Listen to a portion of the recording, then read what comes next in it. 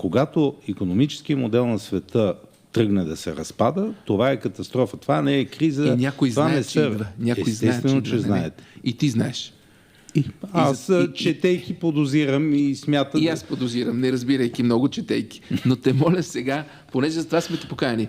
А по време на катастрофа, какво се прави? Ясно е, че Европа е най-прецакания брат от 5 континента. По време на катастрофа всеки ще гледа да спасява себе си. Като единици или като държави? По-скоро като държави и като народи. Така, това означава ли, че това да ти обещаха Шенген, евро, всичко това ще се окаже мъгла? Той Шенгена, нали виждаш, че се разпада. Навсякъде вече се разпада, не е сега. И хубаво, навсякъде. Ама то така се почва.